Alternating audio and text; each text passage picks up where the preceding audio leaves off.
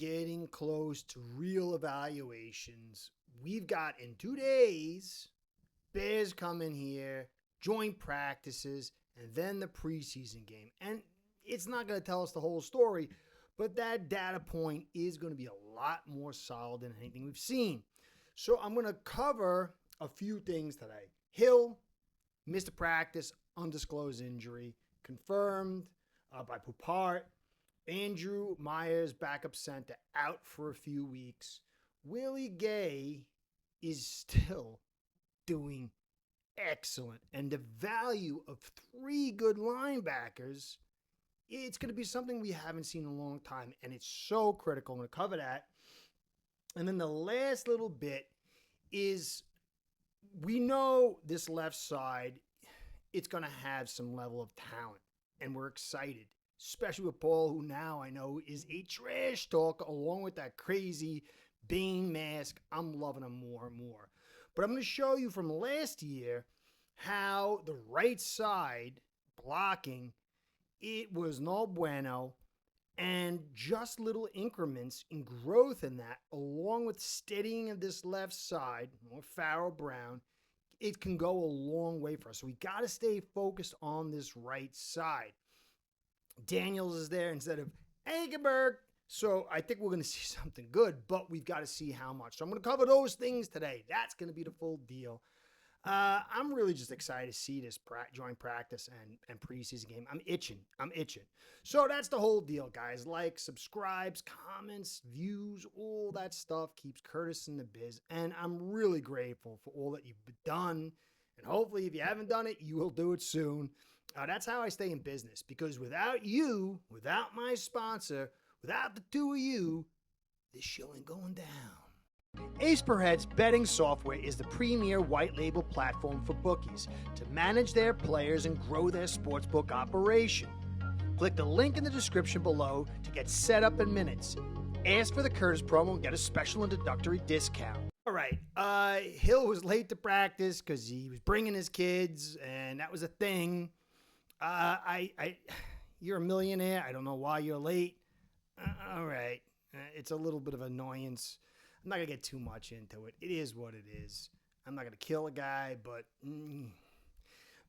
Alan Poupart, you can see here, confirming what you may have seen, Tyreek Hill is not practicing today because of an undisclosed injury. Obviously, he's a future Hall of Fame, a big piece to the puzzle. He sets the leverage along with Waddle and a few other guys here. Key piece. Is it a big injury, a small injury? I think it was a big injury. It'd be a bigger story. He missed a little bit. He's a vet. There was a lot of guys with limited reps today. Maybe they're just kind of taking it light because you know you got the joint practices coming and then a preseason game. So it's not a big deal. Something to take note of. I wouldn't get too crazy on it, but you never want that. But I'm sure it's something minor. These guys are always dinged up. And sometimes you just want to take a little day off for a guy, especially like that, who's over 30. So, Andrew Meyer, backup center, been getting tons of reps as a starter. Brunskill is a backup. It's not like I didn't even pay attention to because he ain't going to make it. But Andrew Myers is out for a few weeks. It's not good, but really, I'm not a big Meyer fan. I see people getting excited about him. 6'3", 295. Brewer 6'1", 295. But if you look at Brewer and Brunskill, just look at their neck. To me, the neck tells you a lot about a player. It doesn't tell everything, but he's 295, but he's not built like Brewer. And he's not even really built like Brunskill. He just doesn't have enough junk in his trunk. I don't want him to start ever. But they seem to be hot and heavy on. He's out for a few weeks. It does test our depth because I think they're very serious about him sticking. But maybe not. We'll see with his injury and all that. So it's a little bit of a deal. Now, big news, good news, great news.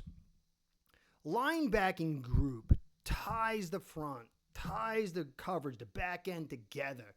And when you look at the 3 guys we got, Dotson, Brooks, and now Willie Gay. Have you seen Willie Gay? This guy is jacked beyond jacked. He is a brutal guy. He had 2 sacks in like 4 minutes, somebody reported, and knocked and blew up Hill in a thud. This guy really fills out our linebacking core. You got Dodson, who is a pure will coverage linebacker. And then you got Brooks. He can play the mic. I think he's best at will. But in like a nickel look, he's great at stopping the run. Not great at tack, stack, and shed. He can cover. He can rush. He's smart. But I prefer him at the will sometimes, especially when you got a guy like Gay. Willie Gay is a perfect Sam or Mike in certain down settings. He can blitz, as we're seeing. He's big. He can his tack, stack, and shed. And so you've got the pure cover guy, the do-it-all guy, and then you got the big bruiser. These 3 guys have the potential to be the best linebacking group in a long, long time. And you now actually 3 deep. Willie Gay was very, very good with the Chiefs, had some issues, moved on, hasn't been so good, but you're seeing he's playing out of his mind. This is great news. When you got a front like we got, and then you add in a deep, talented linebacking group and a Mink at the top, there is a lot of potential for this defense. I love these linebackers. I felt like we were just not tough enough, although Brooks is tough, but he dropped down. He was like 240 at one point, 45, and he dropped down to about 220 something because he needs to cover. But now you got Gay to fill this whole thing up. I am really, really excited, and you should be too. I think this could really take Weaver to another level, an ability to offset maybe some of these issues on the outside, although Jack Jones and Hilton and Duck are there as potential. And if their potential meets up along with this linebacking group and this front, a safety group that you kind of can questionable about second spot unless if he stays healthy, this could be a very good defense. So be excited about this. This is genuine hope. It's not opium. Now, the second to last part, I've talked about yards before contact, how valuable it is. You can see this graphic right here. Last year, 2.1 at left guard. You can see I put the green boxes of the left tackle and left guard, red box around the middle left, middle right, and right guard, the interior. You can see the first thing is YPA, yards per attempt. Then YCO in the next purple box, yards after contact. Your minus yards after contact from YPA, and you get YBC. That's a lot of words with that. Yards before contact. How much did the offensive line give? Pretty basic. Left tackle, 1.7 was not stellar. And Tehran is not, especially with the way his body was, he's not really a driver, but he could do some work. Paul, I think, is going to improve this. He could drive guys out. He might not be the guy on the move for the outside zone like Tehran, but his ability to get into guys, whether it's driving in the inside zone or getting on the move and just, like blotting out the sun like an eclipse on a guy on the move, this should increase. 1.7 is not good. It's low end, but this thing could improve. It will help us. But then you could see with Jones there, who wasn't very good, but he could dig guys out. 2.1 was the best we had on the entire, all areas of attack between the tackles and between the tackles. And so I expect Savaianai to be sort of in that range. I'm hoping Jones is a big, powerful guy. Hope he recovers from that neck injury. He definitely had loads of flaws, but he could move guys, not get to the second level, just get to a guy in front of him and moving him out.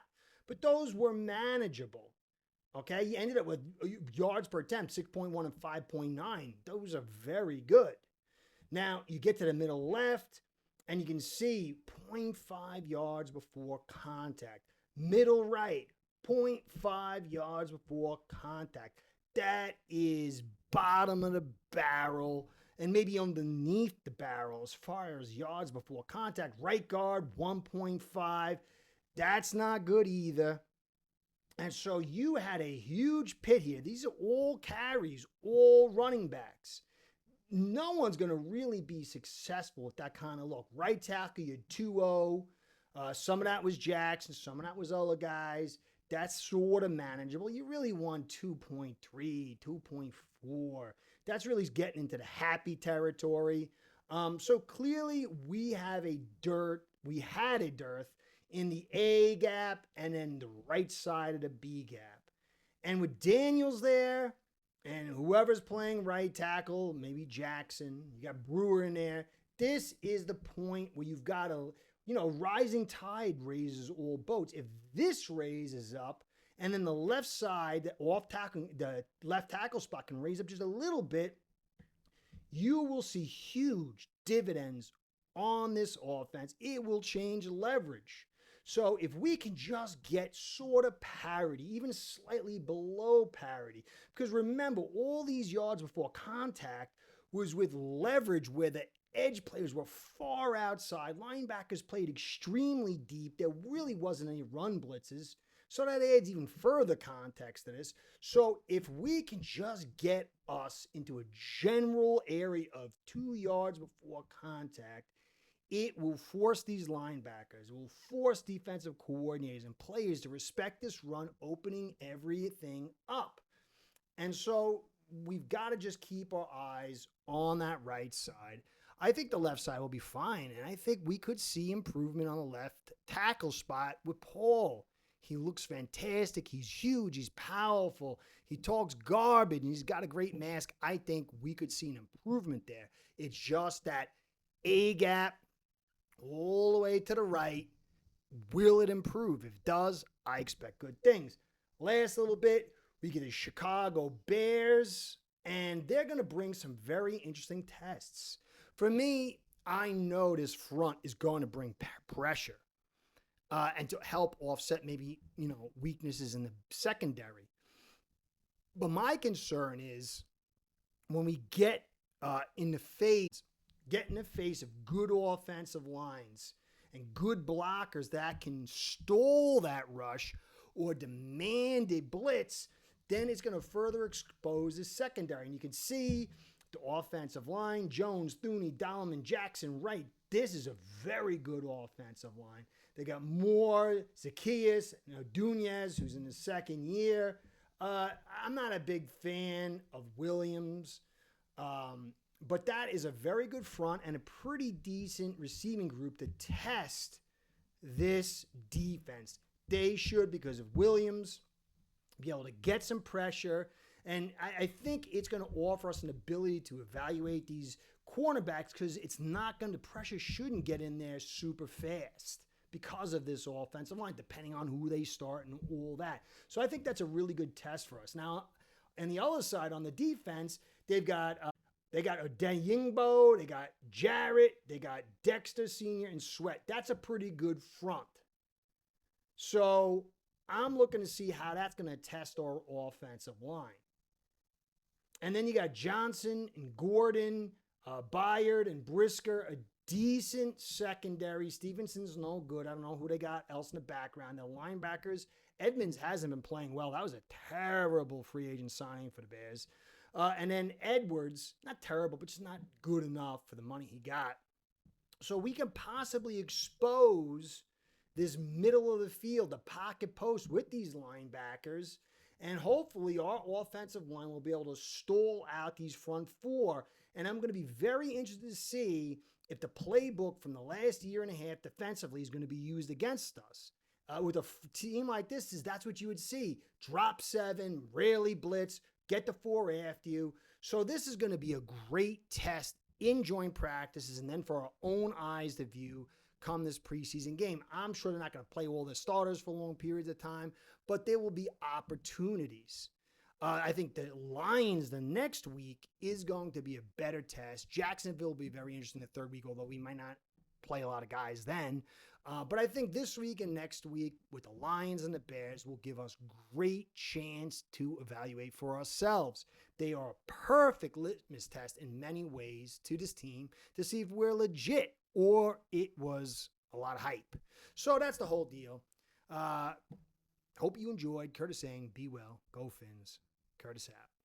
Start building your own online sports book today by getting signed up with aceperhead.com service that'll allow you to book action on sports from all around the world.